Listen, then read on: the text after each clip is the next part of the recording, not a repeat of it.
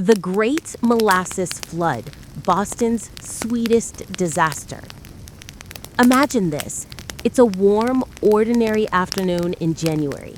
You're walking down a bustling street in Boston, Massachusetts, and suddenly you hear a sound like a distant machine gun, followed by a colossal whump.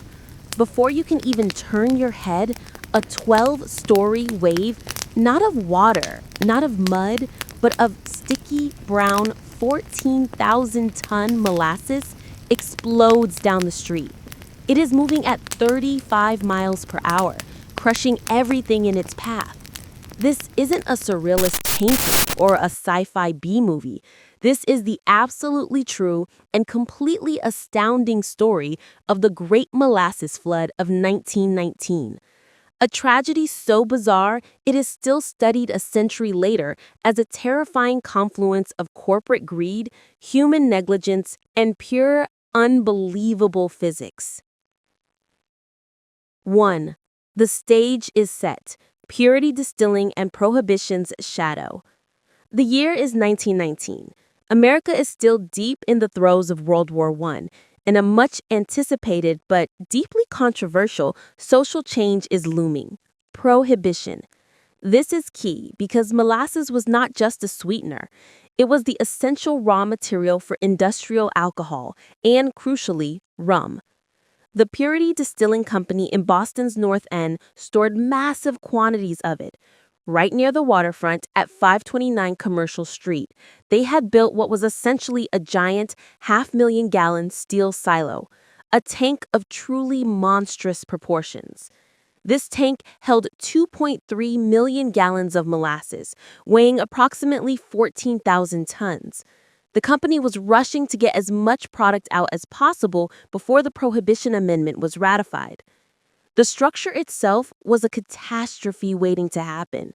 It was hastily erected with cheap materials and zero oversight in 1915. Witnesses would later report that the tank constantly wept molasses from its seams. Children of the neighborhood would bring cups to collect the sweet leaks.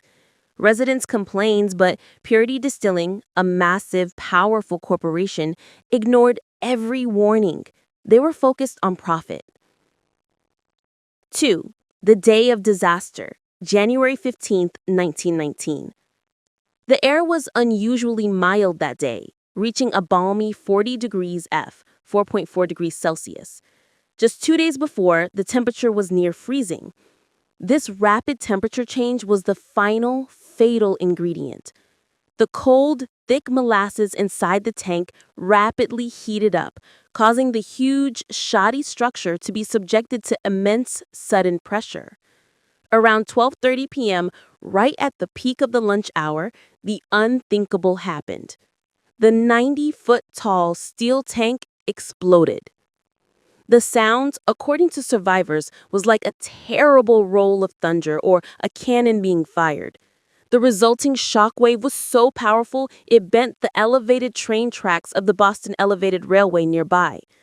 A wave of molasses, up to 25 feet high, surged outward. This wasn't water. This was an incredibly viscous, heavy liquid. Water disperses. Molasses piles up and carries immense force. The initial wave struck with the impact of a fast-moving freight train. A fire station was instantly leveled. Buildings were swept from their foundations. The wave lifted a truck and hurled it into the harbor. Horses were drowned where they stood. But the real terror wasn't just the initial impact, it was the aftermath. As the molasses began to cool in the January air, its viscosity increased exponentially.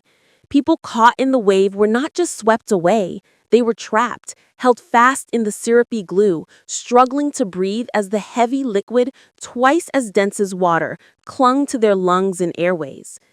In the matter of minutes, 21 people were killed and over 150 were injured. The scene was unimaginable.